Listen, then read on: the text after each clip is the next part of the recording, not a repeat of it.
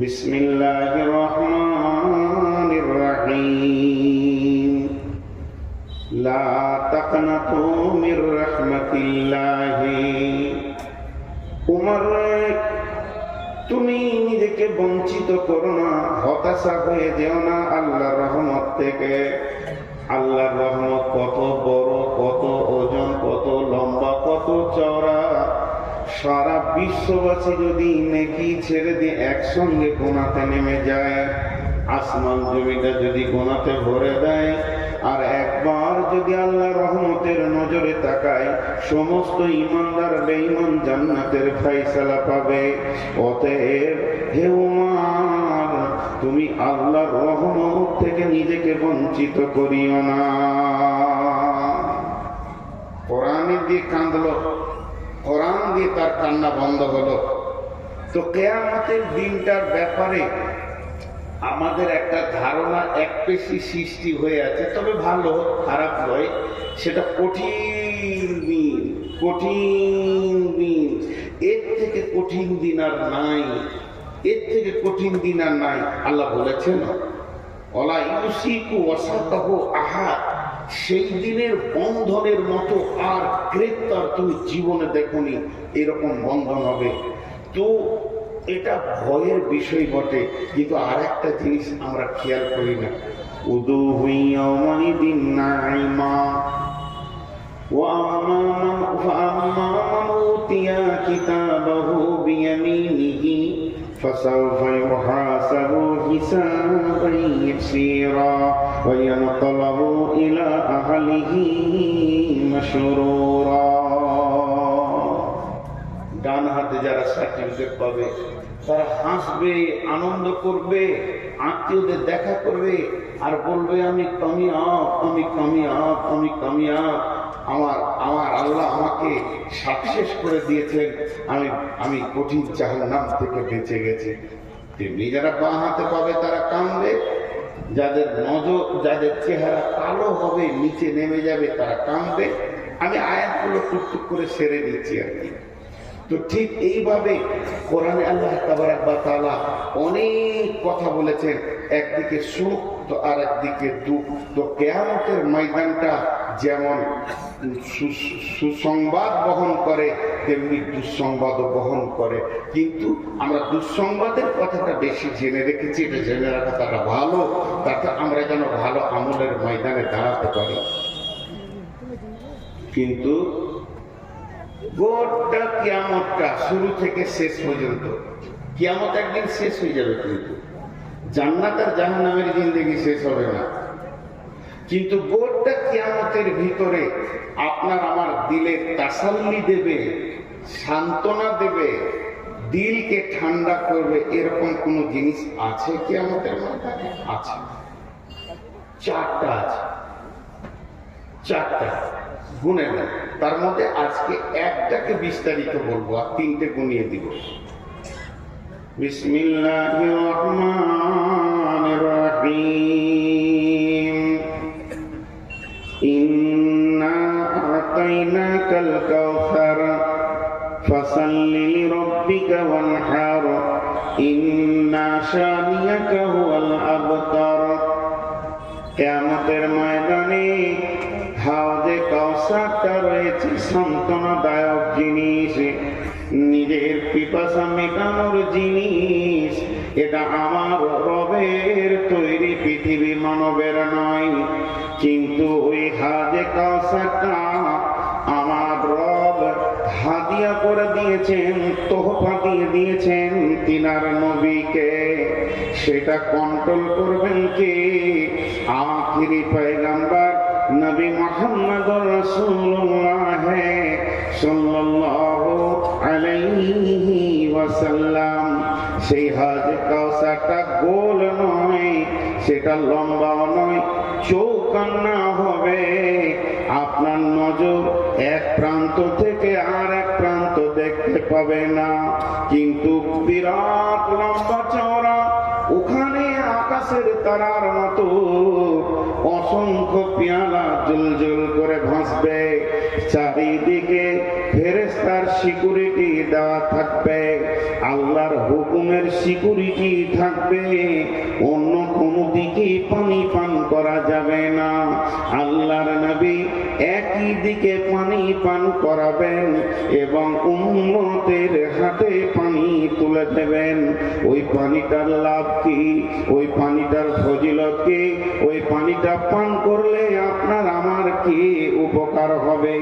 যতক্ষণ পর্যন্ত জান্নাতের চৌকাটা না চেঞ্জ করব, যতক্ষণ পর্যন্ত জান্নাতের ভিতরে না ঢুকবো, আর আমাকে পিপাসা লাগবে না। এ হাজে কাউসারটা আমার রব তার নবীকে আতা করেছেন, তাকে হাদিয়া করেছেন। বিশ্ব নবী কাউন্টিং করবে, তারপরও সে ফেরেশতার সিকিউরিটি থাকবে। দুই দিকে কলাক্সিবেল গেটের মতো পর্দা থাকবে। আল্লাহর নবী যাকে উম্মত ভাববেন, উম্মতের প্রতীক চিহ্ন পাবেন, তার হাতে পেয়ালা পানি ধরিয়ে দেবেন।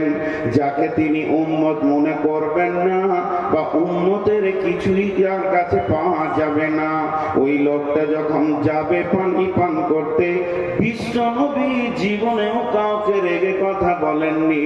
সেই দিনই বলবেন সোহকান সোহকান লিমান গাইয়েরা মিন দিনি, সোহকান সোহকান লিমান বাদদালা মিন দিনি। তুমি আমার সামনে থেকে সরে যাও, আমার আনিত আদর্শ আইডিয়ালকে তুমি চেঞ্জ করে দিয়েছো, বদল করে দিয়েছো। তোমার সঙ্গে আমার কোনো আত্মীয়তা নাই। নবী উম্মত, উম্মত নবী যে একটা সম্পর্ক, এটা বাতিল ঘোষণা করা আছে তোমার সঙ্গে আমার। অতএব তুমি আমার কাছে পানি পাবে না।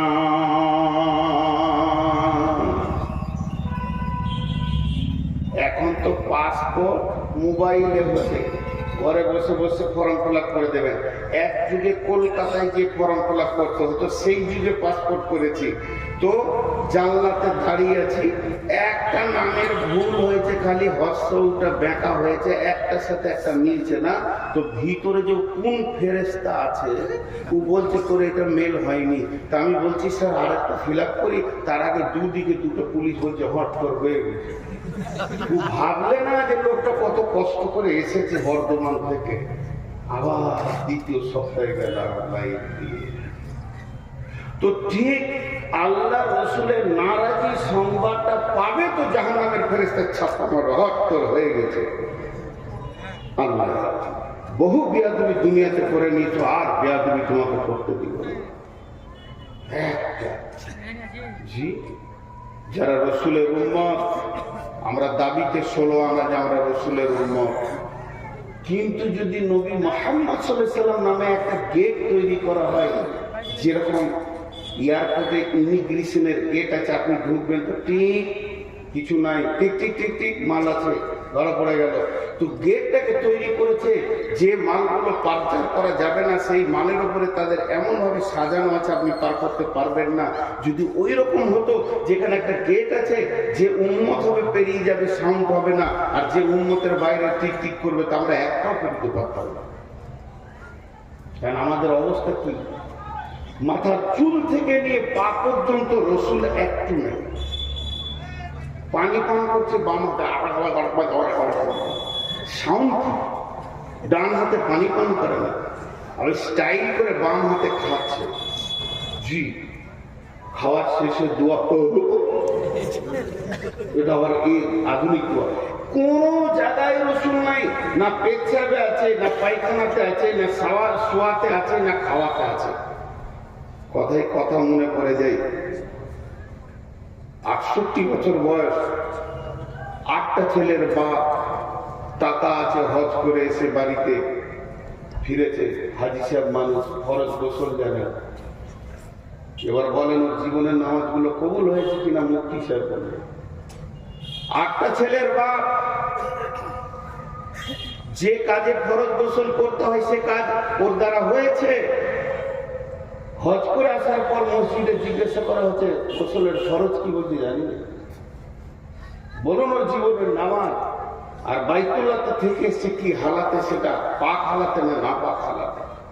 আজকে আমরা রসুলের কাছে পানি পান করবো, হবে না। কিন্তু পানিটা বড় সান্ত্বনাদায়ক জিনিস।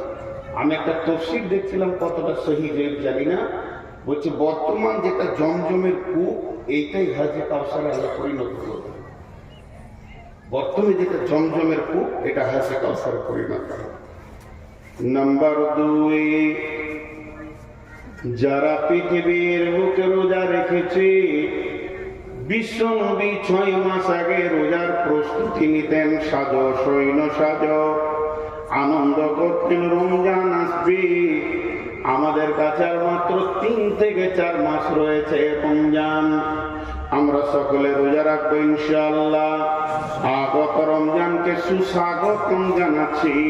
যারা রমজান মাসে রোজা রেখেছে তাদের সব থেকে কিয়ামতের মাঠে বড় উপহার স্বয়ং আমাদের রব আল্লাহ রোজাদারদের মুলাকাতে কিয়ামতের মাঠে আসবে।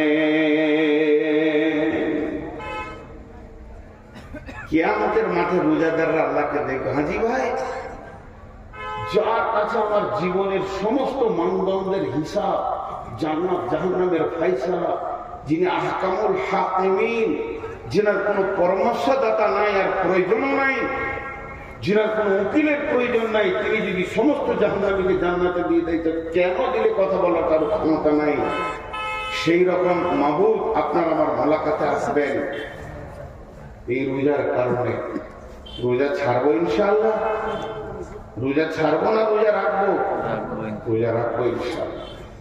নাম্বার 3, ইয়াউমা তারাল মুমিনিনা ওয়াল মুমিনাতি ইয়াসআ নূরুহুম বাইনা আইদিহিম ওয়া বিআইমানিহিম বুশরাকুমুল ইয়াওম।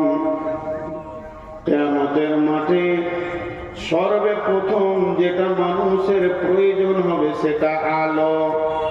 তার কারণ কিয়ামতের ময়দানটা অন্ধকার হবে, সূর্য থাকবে না, তারা থাকবে না, নক্ষত্র থাকবে না, বিদ্যুৎ প্রকল্প থাকবে না, জেনারেটর থাকবে না, মোমবাতি থাকবে না, জোনাকি পোকা থাকবে না।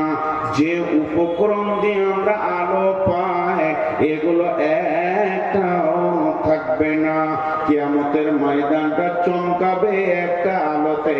ও আশরাকাতিল আরদু বিনূরি রাব্বিহা, আমার রবের নূরে কিয়ামতের ময়দান চমকাবে। তবে তার ও নূরের ভিতরে থাকবে কুদরতি ক্ষমতা। বেঈমানরা সে নূর দেখতে পাবে না। যে বেঈমানরা এই পৃথিবীতে মসজিদের দরজা দেখেনি তারা কোনোদিন সেই নূর দেখতে পাবে না। ওই দিন নূর দেখবে কে? ওই দিন নূর দেখবে যে 5 ওয়াক্ত সালাতে হাজির দিয়েছে। ইয়াউমা তারাল মুমিনিনা ওয়াল মুমিনাতি ইয়াসআ নূরুহুম বাইনা আইদিহিম ওয়া বিআইমানিহিম বুশরাকুমুল ইয়াওম। তিরমিজি যখন পড়ছিলাম তো একটা হাদিস পেয়েছিলাম যে এই হযরত আবু হুরায়রা উযু করছে, তেমনি করে পানি নেই, মানে এই পর্যন্ত টানছে, এই পর্যন্ত কোরআনে আছে ফাকসিলু উজুহাকুম ওয়া আইদিয়াকুম ইলাল মারাফিক, এই পর্যন্ত ও এত বেশি করে টানছে। হযরত উমর রাগী মানুষ, দেখতে দেখতে, আর ই যত রাগী তত নরম, জীব যত নরম দাঁত তত শক্ত, থাকে পাশাপাশি। ঠিক আবু হুরায়রা আর হযরত উমর দুটি পাশাপাশি, মহব্বত খুব, কিন্তু খুব নরম। উমর দেখতে দেখতে বলছে, তুই কতটা পানি টানছিস, যেই ওই পর্যন্ত, আর ও ধারে ধরেছে। বেশি বুঝিস তো কোরআন, তোকে বেশি বুঝতে হয়েছে। বলে কেন? ছাড় ভাই। বলে ছাড়, তোকে ছাড়বো, রসুলের কাছে নিয়ে ছাড়বো, তো নবীজির কাছে নিয়ে গেছে। আবু হুরায়রা নরম মানুষ, আবু এই ছাড়ো, কি হলো? ইয়া রাসূলুল্লাহ, উজুতে হাত কতটা দেবো?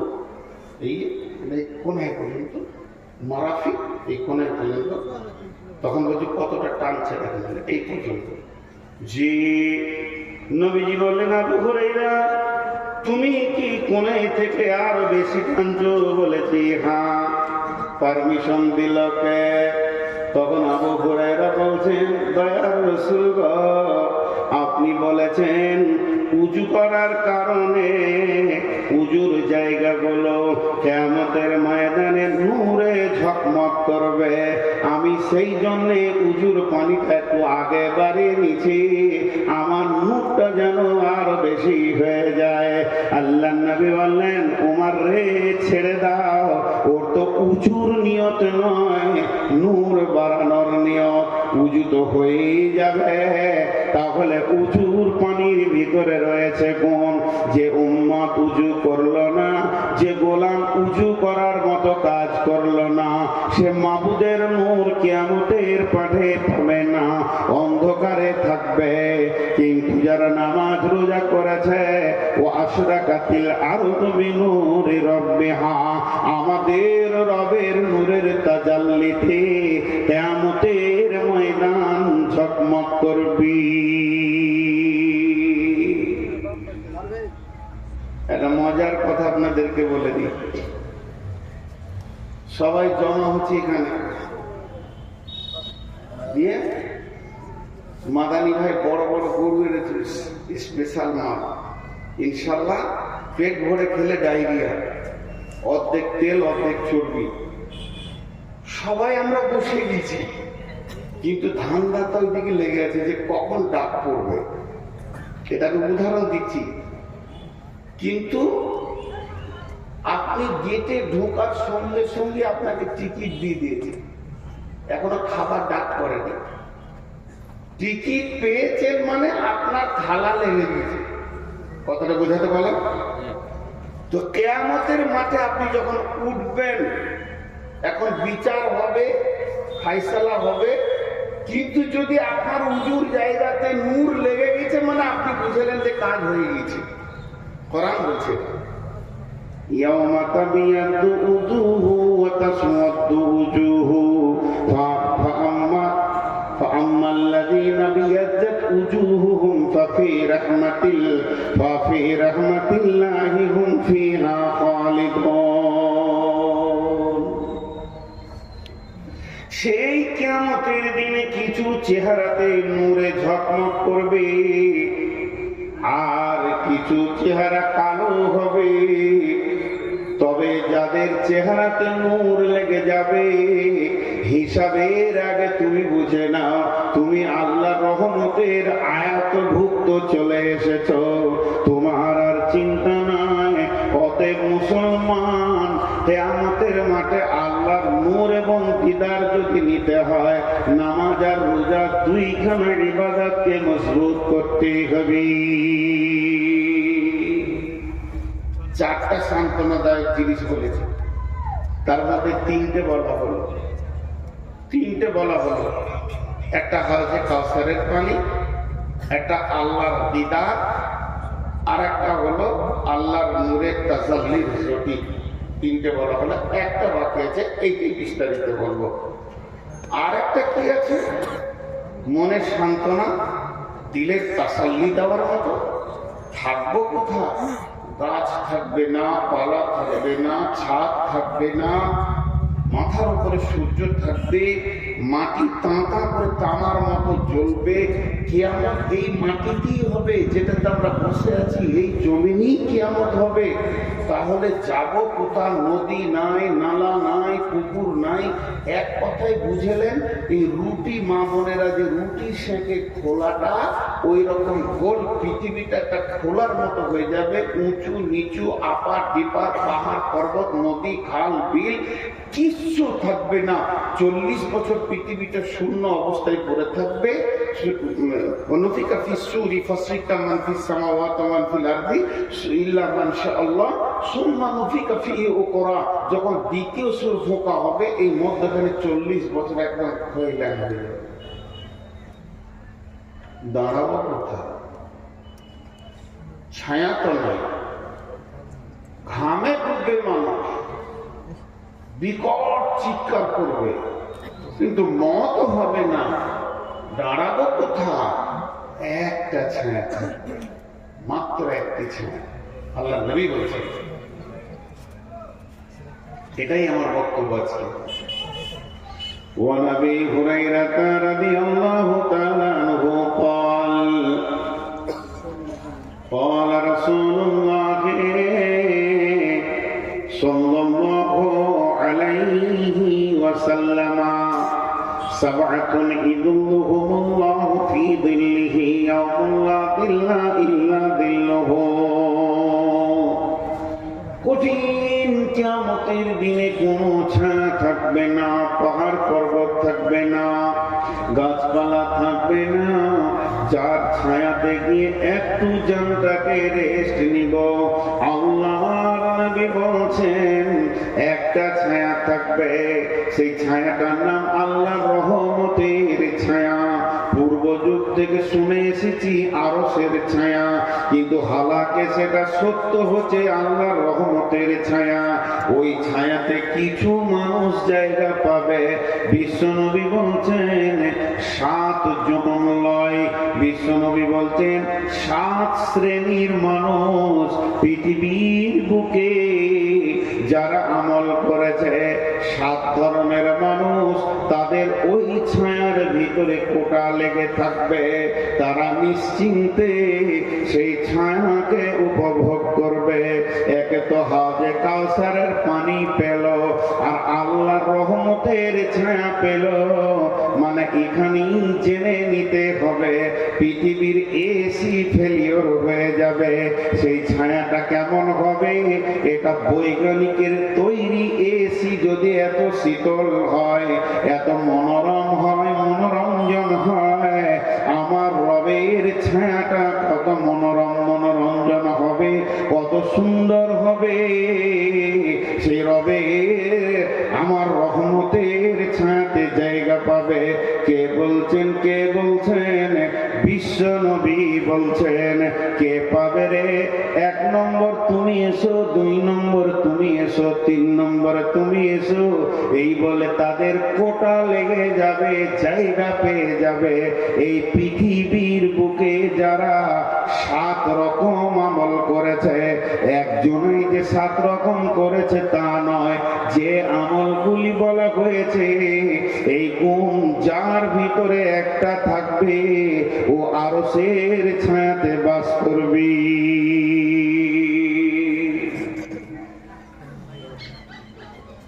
এরা উঠছে কেন? 12টা যে বাজে নাই বাপজি। এরা বলছে তুই থাক, তোর বাপ থাকুক, আমাদের আরশের ছায়া দরকার নাই, পেট ভরে বস ঠিক এখন কর। জি, রাগ করিয়ে না বাপ, যান আল্লাহ সহি সালামত বাড়ি পৌঁছিয়ে দেয়, যেন রাস্তায় কোনো অসুবিধা না। জি, এটা শীতের সময় তো, যারা সুগারের রোগী হয় তাদের অনেক রকম কষ্ট হয়, বয়স্ক মানুষ ঘন ঘন পেশাব লাগবে। তো আমি আপনাদের সামনে সেই 7 শ্রেণীর গ্রুপটা আজকে বলবো। কিয়ামতের মাঠে যে সবটাই জান জ্বলে যাবে তা নয়, অনেক সান্ত্বনাদায়ক জিনিস আছে যেগুলোকে আপনাকে আমাকে গ্রহণ করে নিতে হবে। তার ক্যাপাসিটি রসুল বলে চলে গেছেন, সেটা কোন ধরনের মানুষ ওই জায়গায় স্থান পাবে। নাম্বার 1, জি ছেড়ে দিব তো ওইটাই কোনো বাহানায় যদি ছাড়া যায়। জি বাকি নাম্বার 1, ইমাম আদিলুন। কথাটা ছোট কিন্তু কাজটা বিরাট বড়। ইমাম আদিলুন, ন্যায় বিচার করনেওয়ালা।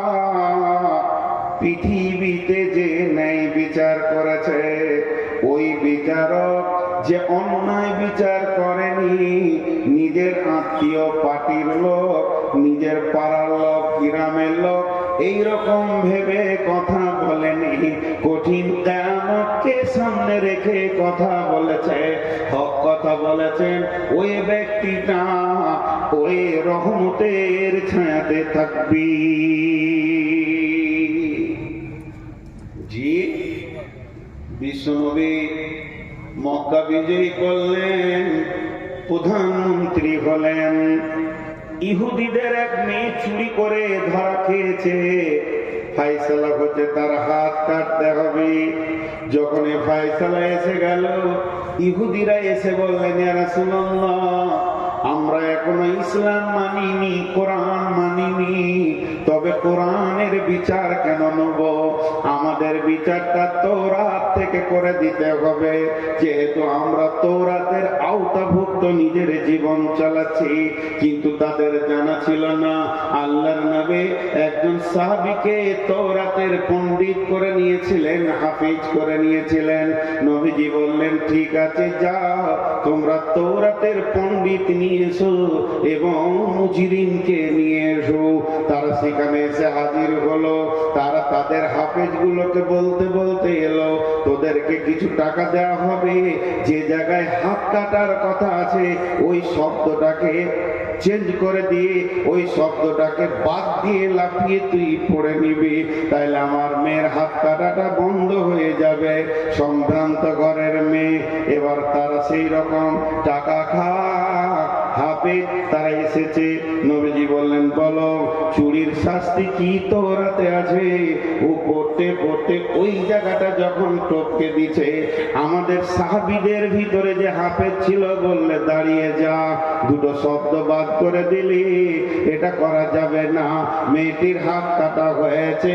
বন্ধুরা আমার, তখনই বিশ্বনবী বলেছিলেন, ওয়ালাউ কানা বিনতি ফাতিমাতা, এই জায়গায় যদি আমার মেয়ে ফাতেমা হতো, তা আমি নবী মুহাম্মদ সাল্লাল্লাহু আলাইহি সাল্লাম নিজের হাতে তার হাত কেটে দিতাম। জি ভাই, এখন ন্যায় বিচার পাওয়া গেছে পৃথিবীতে? জি, আফসোসের কথা কটা বলবো। রাসূল বলছে, সাদাল কাবিলাতা ফাসিকুহুম জাইমুল কাওমি আরদুলুহুম ওয়া উকরিমার রাজুলু মাখাফাতাস সারহি জাহারাতিল কায়নাতু ওয়াল মাজিফু।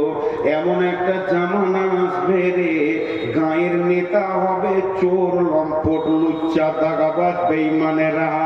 বিচার করবে কে? মাতাল, লুটেরা, সুদারু, জুয়ারি। আর গোটা দুনিয়াকে লুটে মেরে পঞ্চায়েতের মাল মেরে খেয়েছে, এরাই আবার গায়ের বিচারক হবে। চলছে কি চলছে না? এতগুলো লোক চুপ করে আমাকে ডাকছে, যান যান যান।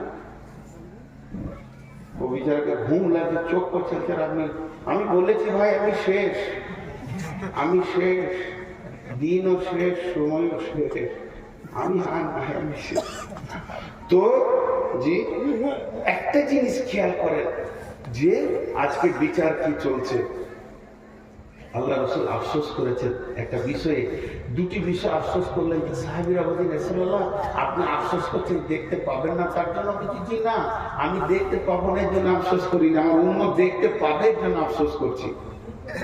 গায়ের লেজের মতো তাদের কাছে চাবুক থাকবে, বিচার হবে, আদালত চলবে, প্রতিদিন কোর্ট চলবে, থানা চলবে, মার চলবে, চাবুক চলবে, জেলে ভরা হবে, ছেলে দেওয়া হবে। কিন্তু আফসোসের কথা এটাই, দোষী ব্যক্তি গায়ে হাওয়া দিয়ে ঘুরবে আর নির্দোষী জেলে বসে বসে মার খাবি। চলছে না?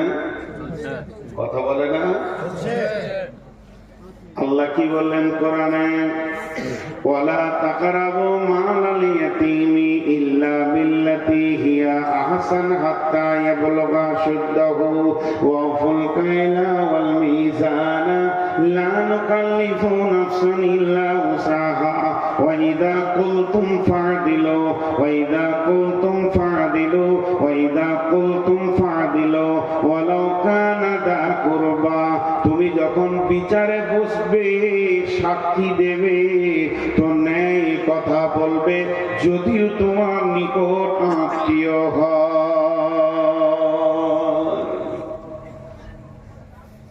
একটা ছেলে 4 চাকা গাড়িতে লাগিয়ে দিয়েছে মোটরসাইকেল। এখানে উদাহরণ দিচ্ছি আপনাদের বরজুমলা।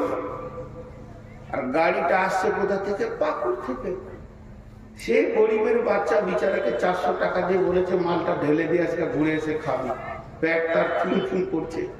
আর যে টোটোওয়ালাদের অত্যাচার চলছে রোডে, আল্লাহ মাফ করুন, এই যে করোনা ভাইরাসের তো কঠিন ভাইরাস, চার চাকা নিয়ে চলা যে কত কঠিন। আমি ড্রাইভারকে বলি টোটো দেখে সাবধান হবে, এলপি গাড়ি থেকে সাবধান হতে হবে না, তাদের ঠিক আছে, কিন্তু এদের কোনো ঠিক নেই।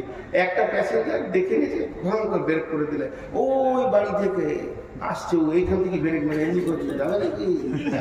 তার মানে যে চেপে আছে সেই না লিলো করছে, জানা যাবে এদের যা চরিত্র।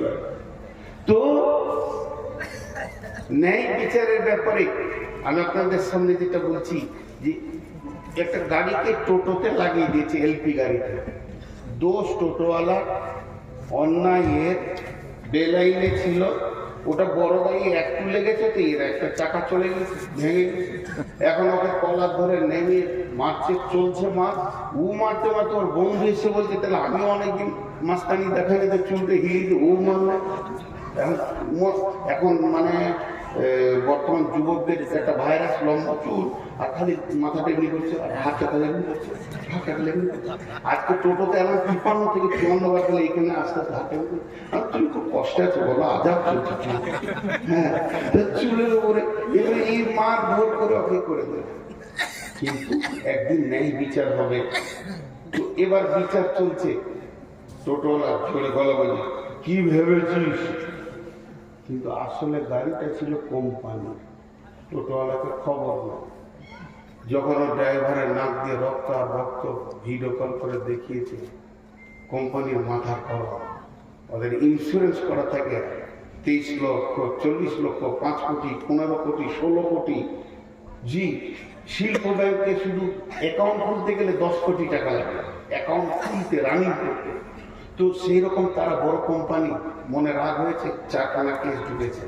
মাল লুট, টাকা পয়সা লুট, মাল নষ্ট, 13 লক্ষ টাকার মাল ক্ষতি দিয়ে দিয়েছে, 4খানা কেস। একদম কলকাতায় মেরে গেছে, লালবাজারে। ওখান থেকে খবর আসছে লালগোলায়, আসামি তুলো। রাত 3টের সময় পুলিশ এসে টোটোওয়ালার ঘর ধরে টেনে বার করছে। কি হলো? এতগুলো কেস আছে, চোখ ঠান্ডা ঠান্ডা, আমার গোষ্ঠী পর্যন্ত ঠান্ডা। অঙ্ক করে 3 লাখ টাকার ঘর বাড়ি নেই, কিন্তু মাস্তানি করেছে। বহু ঘটনা এরকম ঘটেছে, চটপট করে তার গায়ে হাত দিতে দিয়ে যখন ওকে থানাতে বসানো হয়েছে, মন দিয়ে শুনবেন, একদিকে ও তো বসিয়েছে, থানা বড়বাবু যে বস বসলো, একদিকে এসপি, একদিকে ডিএম, একদিকে এসডিও, আর একদিকে আরো কিছু কোম্পানির লোক, বিরাট টিম নেমে গেছে। ওকে তখন বলছে, তুই লাগিয়েছিলি না গাড়িটা লাগিয়েছিল? তখন গলার ভিতর তো আজকে করে কেন বলছিস? তুই সেদিনে কেমন করছিলি? যেদিন মেরেছিলি সেই দিন তোর গলার সাউন্ডটা কেমন ছিল, আজকে কেন হালকা হয়ে গেল? আদালতের মাঝে পড়েছো, সৈন্যের মাঝে আছো, এখন তোমার সমস্ত আম শুকিয়ে চুর হয়ে গেছে। এখন তুমি আর আমরা, তোমার নাম আমচুর, টেনেও সোজা করা যেছে না। বড়বাবু বলতে, গলা ছেড়ে কথা বল, পানি খাওয়া। বলতে, স্যার ভুল হয়ে গেছে, চলবে না। তো আমার আল্লাহ বলছে, আমি জীবটাকে রেখেছি 32টা সৈন্যের মধ্যখানে। 2টি সিবিআই কাস্টম তার উপরে আছে, 2টা সিআইডি রয়েছে, এই দিকে 2টা কাস্টম অফিস তাকে ঘিরে রেখেছে। মাথাটা হলো গোটা বডির আদালত। এতগুলোর ভিতরে যেদিকে তুই কথা বলিস, এটাই হলো তোর কথার জায়গা। আল্লাহ বলছেন, ওয়াইদা কুনতুম, যখন তুই কথা বলবে, ভাড়া দিল, ইনসাফ করে কথা বলবে, তোর বডিতেই আমার সিআইডি কাজ করছে। ভাড়া দিল, ওয়ালাউ কানা দা কুরবা, যদিও সে নিকট আত্মীয় হয়। বাদশা নিজে হরিণ শিকার করতে গিয়েছে, তীর ধরেছে, একবার ফলা তীর, হরিণকে পাবে তোর ওখার দুনিয়াতে বেঁচে থাকতে হবে না। আর যেই তীর ছেড়েছে, হরিণটা তরফ করে লাফিয়ে উঠেছে, আর লক্ষ্য ভ্রষ্ট হয়ে পায়ের তলা দিয়ে সেই তীর নদীর ধারে এক বুড়ি এমনি করে কাপড় সাফ করছিল, আর ওর একমাত্র বিধবা মেয়ে বাচ্চাটা দাঁড়িয়েছিল, কানে পড়ে স্পোর্ট। কাজীর কাছে বিচার চলে গেল। বাদশা নিজে মেরেছে, দেশের বাদশা মেরেছে, আর বিচার গেছে কাজীর কাছে। আজকে শুক্রবার, রবিবার বিকাল 3টে ফাইসালা হলো, বাদশাকে এনে হাজির করা হলো। বাদশা সিংহাসনে নেই, কাঠগোড়ায় দাঁড়িয়ে আছে, বুড়ি দাঁড়িয়ে আছে, দাফন কাপন হয়ে গেছে। একদিকে স্বামী হারিয়েছে, এবার সন্তান হারালো, যার মুখ মানে তাকিয়ে দুনিয়ার আলো দেখছিল। বাদশা তীর হাতে করে গেছে, কাজী বিচার দিচ্ছে। বাদশা বলে, বলুন তুমি মেরেছ? বলে, হ্যাঁ স্যার। ইচ্ছা করে নয়, তবে লক্ষ্যভ্রষ্ট হয়ে গেছিল। হরিণটা চলে গেল, যে নদীর ধারে ঘাটে উনি কাপড় সাফ করছিলেন, ওর বাচ্চার কানে লেগেছে, কি স্পট হয়ে গেছে। বাদশা এবার ফাইসালা দিচ্ছে, জাল্লাদ, আমার আল্লাহর ফাইসালা কতলের পরিবর্তে কতল। তুমি হরিণ মারবে না বাঘ মারবে তোমার ব্যাপার, কিন্তু তোমাকে ডানে বামে দেখতে হতো। যদি তীর লক্ষ্যভ্রষ্ট হয় তাহলে তীর কোথা গিয়ে পৌঁছাতে পারে। তুমি নিশার মতো, পাগলার মতো হরিণের নিশাই মেরে দিয়েছো। অতএব হে জাল্লাদ, তুমি ওই বাদশার গর্দনকে উড়িয়ে দাও। বাদশা তীরটাকে ধরলো, ধরে এভাবে টান দিয়ে নিশান করে কাজীকে বলছে, কাজী রে, আজকেও আমি তীরটা এনেছিলাম, যদি আমার পানে মুখ পানে তাকিয়ে তুমি অন্যায় বিচার করতে, আর একটা মাটার আমি করতাম। কারণ আমি তীর হাতে করে কাঠ গড়ায় উঠেছি, এই জন্যে অন্যায় বিচার আমি দেশে মেনে নিতে পারবো না। আমার গর্দন চলে যাক, কিন্তু ন্যায় বিচার হয়ে যাক। বুড়ি তখন এই কাঠগোড়া থেকে কাঁদতে শুরু করেছে, কাজী সাহেব, এটা তো আমার মুজরিম, আমি যদি মাফ করে দিই বাদশাকে আপনি কি করবেন? বলে, আপনি মাফ করলে মাফ হবে। কাজী সাহেব, আমি ওকেই মাফ করে দিলাম, একটা সন্তান হারিয়েছি, এটার মায়ের কল যেন আর খালি না হয়। বাদশা ধরে এসে বুড়িকে জড়িয়ে ধরে বলছে, মা, তোমার যে সন্তান মাটিতে শুয়ে গেছে, ওটাকে আমাকেই মনে করে নিয়ে তুমি আমার কাছে বাকি জীবনটা কাটিয়ে নাও। আল্লাহ বলছে, আরো সে নিচে ছাড়ে নিবি। আজকে একবার বিচারে বসে দেখবেন, কেন বিচার শুনতেই বিরক্ত লাগবে, বিচার শুনতেই বিরক্ত লাগবে। হ্যাঁ, একটা সাইকেলে অ্যাক্সিডেন্ট হয়েছে, মোটর সাইকেলের সাথে কাদা ছিল, কাদাতে স্লিপ করে গেছে মোটরসাইকেলটা, সাইকেলের উপরে পড়ে গেছে, সাইকেলটা ভেঙে গেছে। মোটর সাইকেলওয়ালাও তৃণমূল, সাইকেলওয়ালাও তৃণমূল, কিন্তু যার ঘরের সামনে কাদা সে স্লিপ হয়ে। বিচার হচ্ছে, কাদা পড়েছিল কেন? টাকা অকি 10,000 টাকা। সে বিচারা জানের ভয়ে 10,000 টাকা দিয়ে খালাস। আমাদের এখানে সব জজ বসে আছে, যত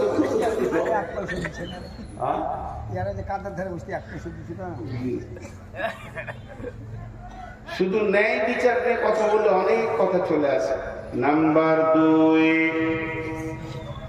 2 নম্বর থেকে যা ওই আরশের ছায়াতে থাকবে, সেই 2 নম্বরটা হলো ওয়াশাবুন সাফি ইবাদাতিল্লাহি তাআলা। ওই যুবক, ওই যুবতী যে যৌবন কালটা আল্লাহকে দিয়ে দিয়েছে, আল্লাহর প্রেমে ব্যয় করেছে।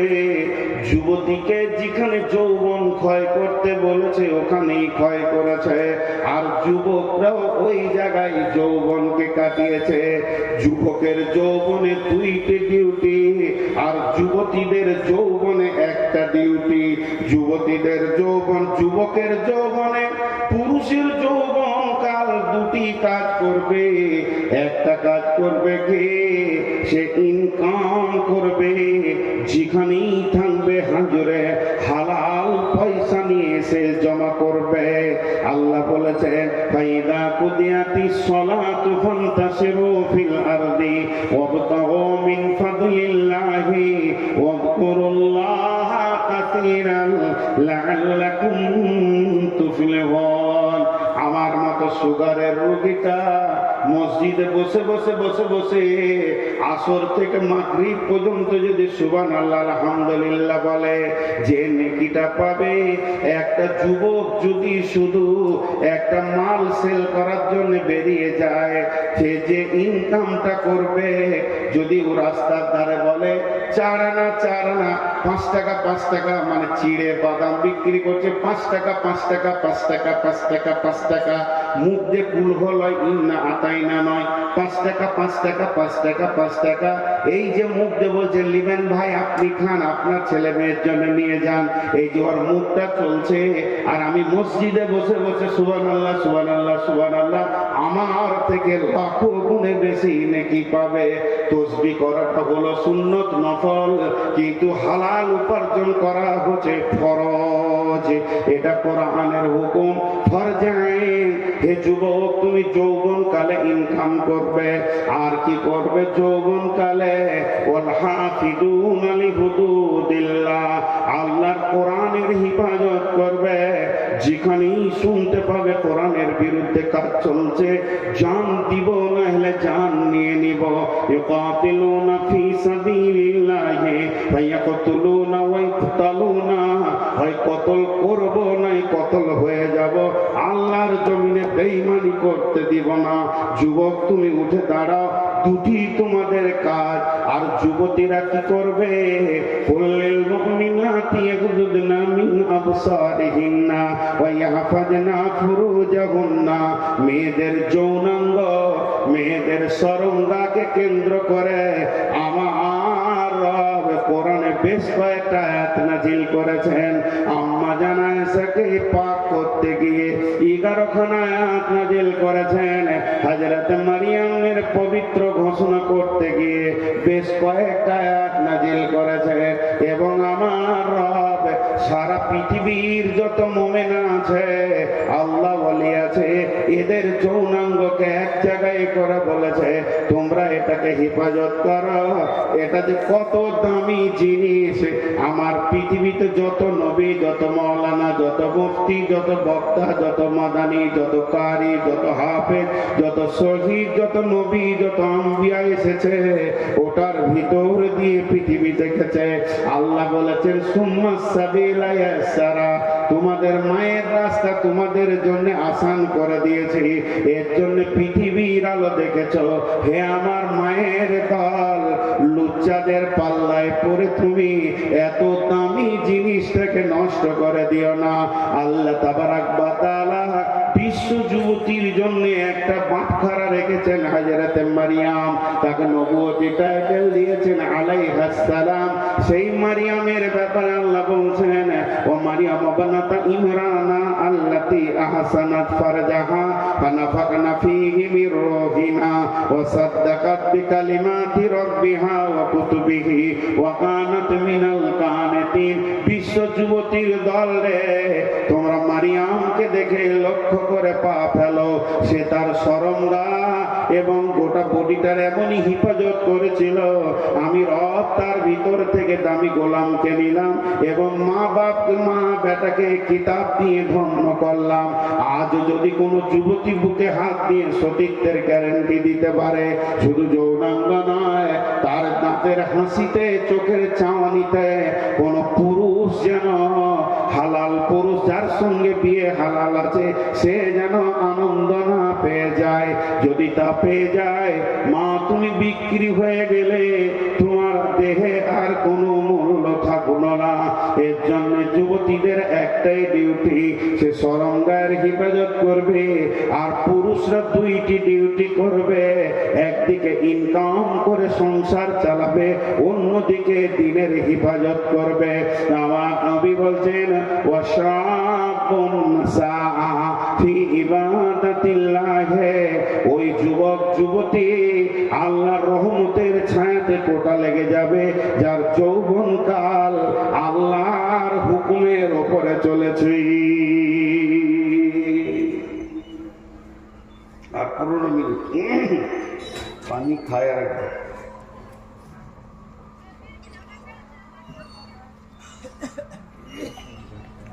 জি,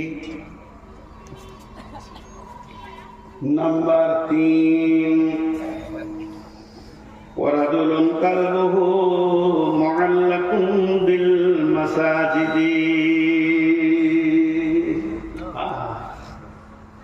ইন্ডোল বর্ডারে ঢুকেছি আমি বাংলাদেশ,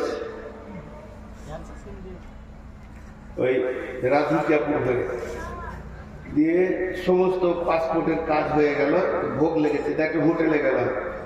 তো বলছে কি খাবেন? আমার ছোট মাছ আছে। আমরা বলি ছোট মাছ, ওরা বলে গুঁড়া মাছ। তো গুঁড়া মাছ আছে, বলে আছে, দাও এক প্লেট। দুজন আছি আমরা, 2 প্লেট দাও। তো আলুর সঙ্গে রান্না করেছে।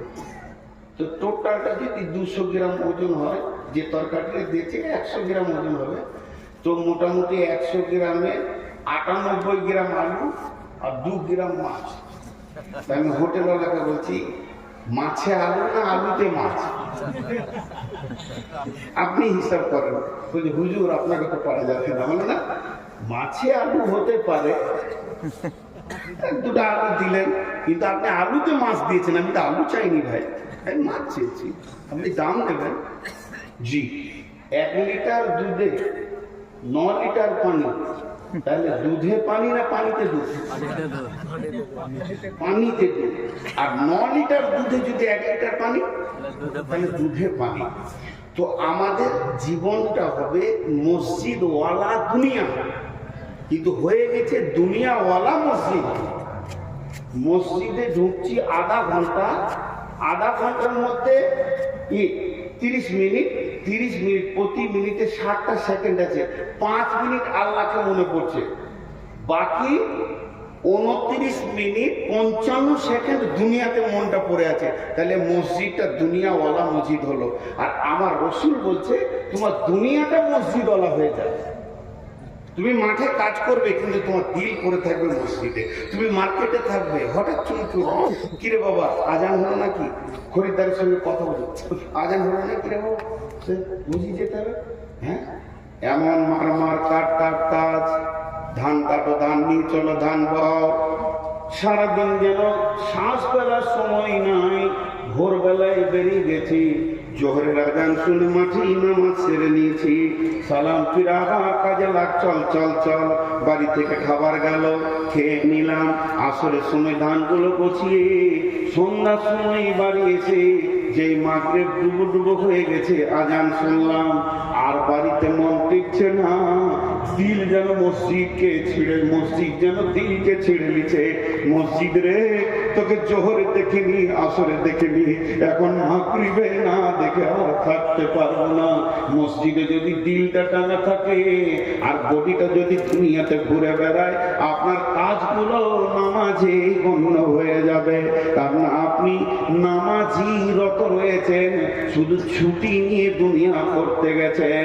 অতএব বন্ধুরে, আল্লাহর নবী বলছেন ওয়ারাদুলুন কালবুহু মুআল্লাকুন বিল মাসাজিদে, ওই লোক যার অন্তরটা মসজিদে টাঙা আছে। হাজি, আমরা ইমামকে মসজিদকে মসজিদ সাফ করার ব্যাপারে হুকুম করি না? এটা খুব নেকে, অনেক বক্তা দেখায়, আমি দেখাচ্ছি না। এটা নোংরা। কেন আমি আল্লাহর ঘর সাফ করব? আমার হাত দিয়ে করব? বেদাতি পীর আছে আমাদের এলাকায়, ওর নামটা করছি না। তো ও পীর জীবিত পীর এখনো বেঁচে আছে, 2টা আছে একই ঘরে, একটা মরেছে, একটা আছে। তো আমাকে আমার দিল চাইলে চোখে একদিন দেখা করি। ওই এলাকায় থাকতাম আমি, একটা মাদ্রাসায়।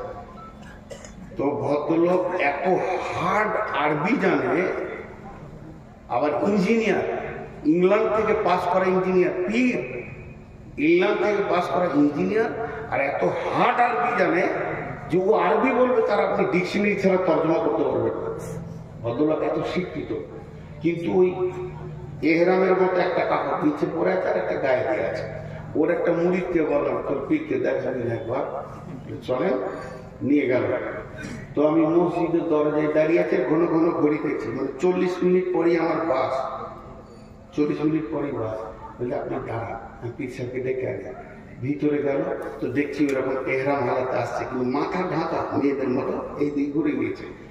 চুলটা দেখার আমার খুব শখ ছিল, শুনছি ওর চুল নাকি 2 হাত, কিন্তু দেখতেই পেলাম না। তো দেখার খুব শখ ছিল, টেনে তো খুলতে পারছি না। তো অনেক উচ্চ শিক্ষিত মানুষের খবর আমি জানি, উনি আসলেন। আমি বলছি না যে এটা ভালো কাজের লাইন। তো এসে আমি এক হাতে মুসাফা করলাম, উনি এক হাতে মুসাফা করলেন। সালাম আলাইকুম। আসসালাম। কি বাবা নূর মোহাম্মদ? আমার নামটা আগে তুমি জানো বা ও বলেছেন মুড়ি। আমি অনেকদিন থেকে ভাবছি হয়তো তুমি এখন দেখা করবে, এতদিন পরে। আমার সাথে বয়স আসমার জন্য পার্থক্য, উনি মুরব্বী। তখন জি হে, আমি দাঁড়িয়ে আছি। তো চট করে মসজিদে উঠি, একটা মসজিদের মুসল্লাকে এনে আমাকে বলছে বসো, আর ঝাঁটাটা নিয়ে মসজিদ ঝাঁট দিতে শুরু করবে। আমি বলছি বুঝে আমাকে দেয় কিছু না, তুমি মেহমান, তোমাকে দেওয়াটা আমার ঠিক হবে না, এটা তো রসুল দেননি মেহমানকে, আমাকে তোমার ইজ্জত করতে হবে। আমাকে তুমি বলছে বয়স হিসেবে বসলাম। দেন বললাম প্রথমেই বেদবি মাফ করবেন, আমার গাড়ি আর 40 মিনিট, অল্প সময় দিব, কিছু আমাকে বলেন। তো কথা শুরু করলো যে আজকের দিনে এখন তোমার সঙ্গে আমার দেখা হবে এবং অল্প সময় টাইম দেবে, আমার কিছু মনে করে না, এটা ফয়সালা আসমান থেকে এসেছে, আল্লাহর ফয়সালা। তো মা বাবার সঙ্গে ভালো ব্যবহার করবে, প্রতিবেশীর সঙ্গে ভালো ব্যবহার করবে, আল্লাহ রসুলের সুন্নতের পাবন্দির উপরে জীবন কাটাবে, ফরজ হুকুম ছেড়ে দিবে না, আল্লাহ তোমাকে ঠিক কামিয়াবের জায়গায় পৌঁছাবে। এই কথা বলে তারপরে আমি চলে আসলাম। ওর সঙ্গে আর আমার দেখা নাই। তো ওর কাছ থেকে এই ইলমগুলো পেয়েছিলাম ওর মুরিদের কাছ থেকে, শরীয়ত, তরিকত, হাকিকাত, মারিফাত, তান্ত্রিক, তামাসিক, যান্ত্রিক, রাজস্বিক, এই রুটের লাইনে যে কথাগুলো ওখান থেকে উদ্ধার করেছিলাম অনেক। তো খুব নোংরা জায়গা আছে এখানটা, খুব নোংরা আছে, আপনারা শুনে ভালো মনে করলেন, খুব নোংরা আছে। কিন্তু আমি এই কথা বলতে বলতে এতদূর এলাম কেন, যে একটা আন্তর্জাতিক পাস করা ইঞ্জিনিয়ার, পীর হোক আর না হোক, এটা তো পাস করে এসছে ইঞ্জিনিয়ার, মসজিদে উঠি প্রথমে ঝাঁটাটা হাতে করে ঝাঁট দিতে লাগলো, কারণ ওর হৃদয়ে মসজিদের মহব্বত আছে। আর আমরা মসজিদে ঢুকে এবার জানলাতে লম্বা হয়ে ঝুলছে, সে ঝুলছে, ওটা সাফ করার কোনো নিয়তি নেই, অথচ এটা আল্লাহ। আর মা বোনেরা গোটা ঘরে যেটা ঝাঁড়ু দিয়ে জমা হবে মাল, ওটা নিয়ে এসে মসজিদের পাশে ঢেলে দেবে, মসজিদকে নোংরা করে রেখেছে। মসজিদ এত সুন্দর হয়ে থাকবে, আপনার একটা বাড়ি, আমার একটা বাড়ি, আপনার একটা বাড়ি, ইনার একটা বাড়ি, ওনার একটা বাড়ি, গোটা গ্রামে 300 জনের 300টা বাড়ি, আর 300 জনের একটা বাড়ি। তাহলে বলেন ওখানে ময়লা থাকে কি? 300 জন যদি নিয়ত করে আল্লাহর ঘরে ঝুল হতে দিব না, আল্লাহর ঘরের ভিতর কেন বাইরে তো দাগ লাগতে দিব না, একটু ময়লা লাগতে দিব না, আমি সুন্দর করে ছেড়ে দিব। আল্লাহর নবী বলছেন ওয়ারাদুন কালবুহু মুআল্লাকুন বিল মাসাজিদি ফিল মাসাজিদি, ওই লোক আরশের ছায়াতে থাকবে, রহমতের ছায়াতে থাকবে, যার হৃদয়ে মসজিদের মহব্বত আছে। শুনো শুনো ইয়া ইলাহি, শুনো আমার মোনাজাত।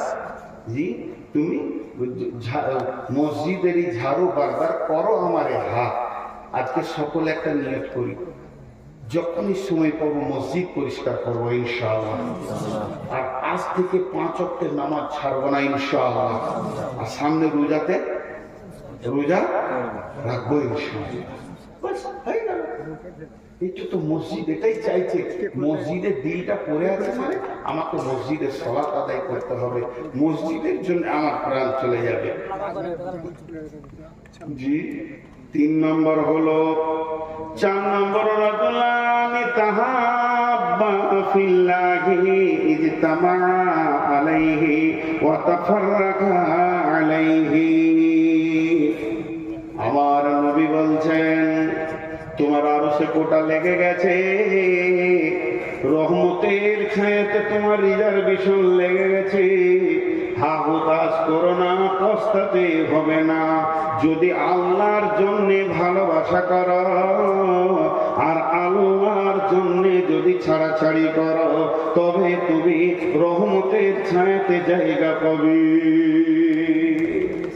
মুশরিক জান্নাতে যাবে, দেখছো উত্তর দেয় না।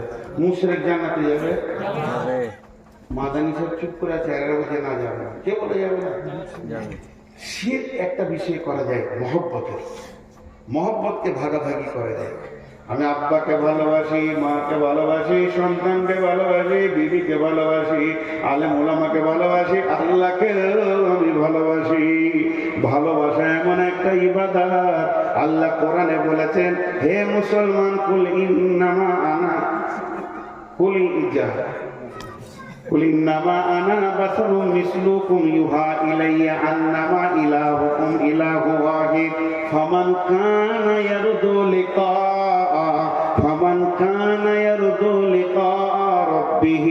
যদি কারো মনের তামান্না থাকে রবের সঙ্গে মোলাকাত করব, ফামান কানা ইয়ারজু লিকা রাব্বি ফালিয়ামাল আমালান সালিহা, সুন্দর আমল করো, ওয়ালা ইউশরিক বি ইবাদাতি, ইবাদতের ভিতরে শিরক করিও না। আমি মালদান করলাম আব্বার নামে, মালদান করলাম মায়ের নামে, মালদান করলাম বোনের নামে, ভাইয়ের নামে, আমি আল্লাহর হস্তে আল্লাহকেও মাল দিয়ে দিলাম। আমি চারিদিকে মহব্বত ভালোবাসা ছড়ানো আছে আমার। অতএব বন্ধুরে, মানুষকে ভালোবাসবো আমি আল্লাহর জন্যে, এবং মানুষের সঙ্গে আমার ছাড়াছাড়ি হবে আল্লাহর জন্যে। আল্লাহর যে দুশ্মন সে আমার দুশ্মন, নবীজির দুশ্মন আমার দুশ্মন, কিন্তু ওই দুশ্মনের সঙ্গে আমার আপোষ থাকবে না। আল্লাহর মহব্বতে আমি মহব্বত করব। তো বিশ্ব নবী বলছেন, তোমার একটা কোটা জানো ওই আরশের ছায়া, রহমতের ছায়াতে লেগে গেছি।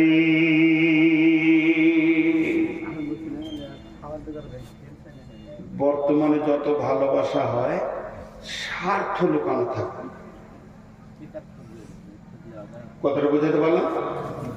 স্বার্থ লুকানো থাকার কারণে ওটা প্রেম বলা যাবে না, ওটার নাম হবে ধান্দাবাজ। ওটার নাম কি? ধান্দাবাজ। ওর যখনই স্বার্থ ফুরিয়ে যাবে টুক করে কেটে যাবে। ভালো কাউকে বাঁচতে গেলে অন্তর থেকে ভালোবাসতে হবে, যে ভালোবাসার ভিতরে কোনো রকম কোন ছল চতুরি থাকবে না। তাহলে আর 3 মিনিট আছে, ঘুরি না না, হ্যাঁ কালেকশন আছে, আধা ঘন্টা কালেকশন আছে। কালেকশন করবেন আপনি? কে করবে? আপনি। সিজন পেরিয়ে গেল তো আলু তুলো। এখন আম গাছে একটা যদি আম বের করে দিতে পারেন তো আপনাকে 10 লাখ টাকা কালেকশন দেবো। না, এটা ভুল হয়ে গেল, 12 গাছে থাকতে পারে। অনেক গাছ থাকে, জি অনেক গাছে থাকে। আমার বাড়িতে আম বিক্রি হচ্ছে স্যার, বাজারে আবার বলবে তা আবার চাইবে, তাহলে আম বিক্রি হচ্ছে স্যার, বাজারে আম বিক্রি হচ্ছে এখন। আপনার জন্য এখানে হবে।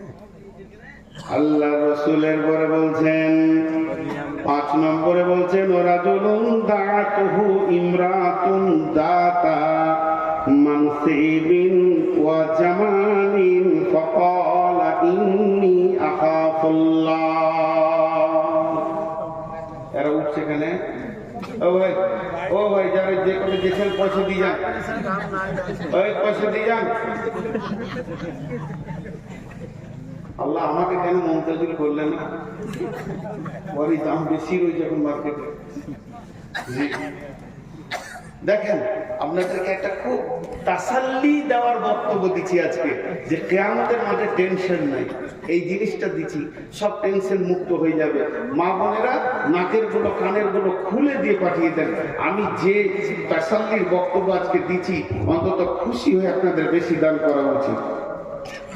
আল্লাহর নবী বলছেন, ওই যুবক যার ভিতরে পরিপূর্ণ উত্তাল রয়েছে, ওই মানুষটা, তাকে একটা সুন্দরী এবং মালালা মেয়েটার ভিতরে 2টি গুণ, একদিকে দেখতে অতি সুন্দর আর একদিকে তার মালে পরিপূর্ণ রয়েছে। সে কিন্তু তোমাকে হাত ছিনিয়ে দিচ্ছে, এসো এসো।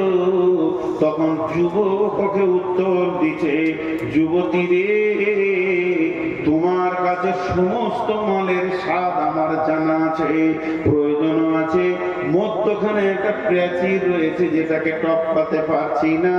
ইন্নী আখাফুল্লাহ, আমি আল্লাহকে ভয় করি।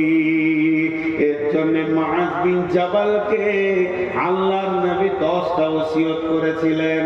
ওয়ান মুআয বিন জাবাল রাদিয়াল্লাহু তাআলা আনহু قال اوصاني رسول الله صلى الله عليه وسلم بأسر كلمتين, যে 10টা ওসিয়ত করেছিলেন শেষ কথাটা ছিল মুআয রে, তোমাকে লাখ কথার এক কথা, কোটি কথার এক কথা বলছি, পৃথিবীর যে কোনো কোণেই থাকো না কেন, ও আখিফুহুম ফিল্লাহে, আল্লাহর ভয়কে সঙ্গে করে রাখিও।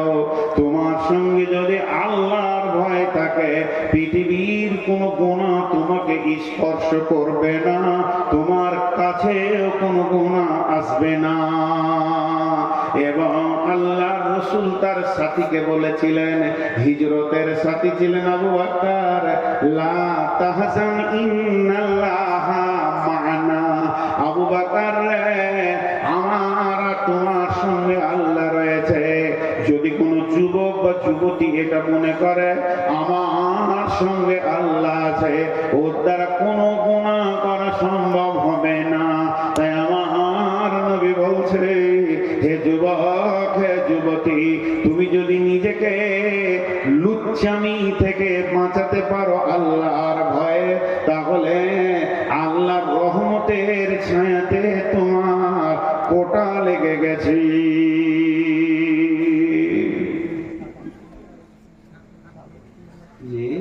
কটা হলো বলে কিছু 5টা হলো। 6 নম্বরে ওয়ারাজুলুন তাসাদ্দাকা বিসাদকাতিন ফাআখফাহা হাত্তা লা তা'লামু শিমালুহু মা তুনফিকু ইয়ামিনুহু। আল্লাহ তাবারাক ওয়া তাআলা রাসূল বলছেন, ওই হাত দান করনে ওয়ালা, সে ডান হাতে দান করেছে, বাঁ হাতকে তার খবর নাই। ছন্দ করে আদায় করে দান করা যাবে বলেছে আলেম ওলামারা। আমি তো আলেম নই, জাহেল। তো আলেমরা বলছে আদায় করা যাবে, কিন্তু ছন্দটা যেন শরীয়তের বাইরে না হয়। তো ছন্দ করে আদায় করছে, কিন্তু এমন ছন্দ, জরিনা বিবি দিয়ে পাঠিয়েছে 200 টাকা, যদি ওর নামটা বলা না হয়েছে তার একবার বলছে বলগা, আমার নামটা বলে নাই। কিন্তু গোপন দান দেখেন প্রকাশ্যে দান করা যায়, ওটা ক্যান্সেল করা যাবে না। রাসূলুল্লাহ সাল্লাল্লাহু আলাইহি ওয়াসাল্লাম প্রকাশ্যে দিয়েছেন, কে আছো দাও, জমা করো, সব প্রকাশ্যে দিয়েছেন। আবার গোপনও দান করা যায়, কিন্তু গোপন দানে তো দান হবে, আবার আরেকটা এক্সট্রা ফ্যাসিলিটি বেনিফিট হবে যে আল্লাহ রহমতের ছায়াতে জায়গা লাগবে। জি, এটা লম্বা হাদিস, আর হাদিস পড়ছি না। লা তাসাদদাকনা বিসাদকাতিন ফাখারাজা বিহি বিসাদকাতিহি ফাওয়াজাহা ফি হাদিস সারিকি, এর আগেও আমি বর্ণনা করেছি। নবী মুসার জামানায় ঘটনা, বনি ইসরাইলদের একটি লোক নিয়ত করলো আজকে গোপনে দান করব, আমি নবী মুসাকে বলবো না। এই হাদিসটা ইমাম বুখারী আলাইহি রাহমা বর্ণনা করছেন। বিশ্ব নবী বলেছেন, নবী মুসার জামানায় ঘটনা, লোকটা কত ইখলাসের সঙ্গে দান করছেন, এমন কি নবীজিকেও সে জানাচ্ছেন না, সেই জামানার নবীও জানছে না। সে গোপনে এক জায়গায় এতটি মালকে, এতটি স্বর্ণ মুদ্রা হোক, রৌপ্য মুদ্রা হোক, দিরহামকে বেঁধেছে, রাতের আঁধারে ঘুরছে। আজকে রাতে দান করব, এমন লোককে দিব যেন কেউ না জানতে পারে আমি দান করেছি। মোড়ে একজনকে দিয়ে দিল ওর কোলে, এবার দানটা দিয়ে নিজেকে কাপড় ঢাকা নিয়ে লুকিয়ে আঁধারে পালিয়ে গেল।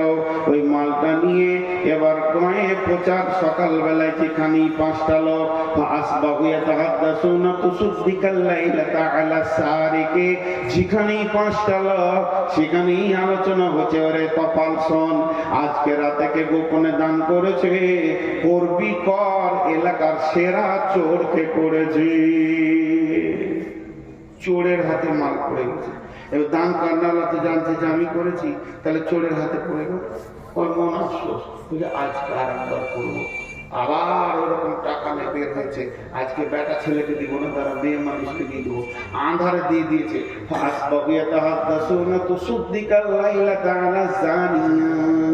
সকালবেলা বলছে ওরে সুবহানাল্লাহ, গতকালকে দিয়েছিল চোরকে, আজকে দিয়েছে বেশ্যাকে। দান পাবনালা বলছে কপাল কি হচ্ছে, চান্স লাগছে না কেন, এ তো ভেজাল খালি সাইড হয়ে যাচ্ছে। আবার বলছে আচ্ছা দাম দাম 3 দাম, আজকে একবার দেখি। আবার বের হলো, দেখছে কোন যুবককে দিব না, যুবতীকে দিব না, থুত্তুড়ে বুড়াকে দিয়েছে। সে রাস্তার 3 মোড়ে বসে আছে, খুব খুব করে কাঁদছে, বলছে এর মতো গরিব নয়, তাহলে কি দিয়ে দি। ওর কোলে দিয়েছে ফাসবাগে তার সুন্নাত সুদ্দিকাল লাইলাতা আলাল খানি। সকালবেলায় পাড়ায় মোড়ে মোড়ে আলোচনা চলছে, দানের বহর বেড়েছে। প্রথম দিন দিয়েছে চোরকে, দ্বিতীয় দিন দিয়েছে বেশ্যাকে, তৃতীয় দিন দান করেছে এলাকার বড় লোক একমাত্র হাড় কিপটে বকিলকে। এবার ও কাঁদতে শুরু করছে, আল্লাহ কি করলাম যে আমার দানকে কবুল করছো না। পরে বর্ণনা দিচ্ছেন হাদিসটাতে যে আল্লাহ বলছে তোর 3 দিনের দানকে কবুল করে আমি 3 জনকে হেদায়েত দিয়েছি। ওই জানিয়া মেয়েটা বলছে আল্লাহ আর জীবনে নোংরা কাজ করবো না। এটা বিয়ে বাড়ি পেয়েছিস? তখন থেকে শুনেই গেছি হায় সব। তো আপনারা একটু ধৈর্য ধরেন। তো ওকে জানিয়াকে হেদায়েত দিচ্ছি, চোরকে হেদায়েত দিচ্ছি, বখিলকেও হেদায়েত দিচ্ছি। দেখেন দান যদি ইখলাসের সঙ্গে হয় তাহলে তার রিয়াকশন আলাদা হবে। আর একটা আছে 7টার মধ্যে বলে নি শেষকালে, ওরাদুলুন যাকারাল্লাহ খালিয়ান ফাফাদাত আইনাহু, ওই লোকটা রহমতের সাথে থাকবে যে লোকটা গভীর রাত্রিতে উঠে চোখের পানি আল্লাহর কাছে ফেলে। অনেকে বলবে দোয়া জানি না, সব থেকে বড় দোয়াটা আমার কাছে শিখেলে চোখের পানি, এর থেকে বড় দোয়ার কিছু নেই। বাচ্চা ছেলে কোন ভাষায় কথা বলে? 1 বছরের 1.5 বছরের বাচ্চা হ্যাঁ কান্না করে, ওর কাজ হচ্ছে কেঁদে দেওয়া, মায়ের কাজ হচ্ছে ওর কান্না চুপ করে না। তা আমার কাজ হচ্ছে আল্লাহর কাছে কেঁদে দেওয়া, ওর কাজ হচ্ছে আমার কান্নাকে চুপ করানো। কেন কাঁদছি? মামলা হয়েছে, ঋণ হয়েছে, ব্যথা হয়েছে, অসুস্থ হয়েছে, ছেলে কথা শোনে না, মেয়ে কথা শোনে না, বিবি কথা শোনে না, আব্বা কথা শোনে না, ভালো লাগছে না, শরীর চলছে না, যত রকম তোমার অভাব আছে এতগুলো বলার তুমি বলতে পারবে না, মনেও থাকবে না। তবে যে কেঁদে দিল সে লুটে নিল, যে রো দিয়া ও লুট লিয়া। অতএব চোখের পানিতে খালি তুমি বেশি কথা বলো না, একটা শব্দ বলো, রব্বানা রব্বানা রব্বানা। মূর্খ আছি, ভাষা জানি না, জ্ঞান নাই, আমার কি দরকার আমি নিজেই জানি না আমি কত মূর্খ। মাবুদ তুমি হলে সব থেকে শাহিনশাহ, আমার চোখের পানি তোমাকে বন্ধ কর।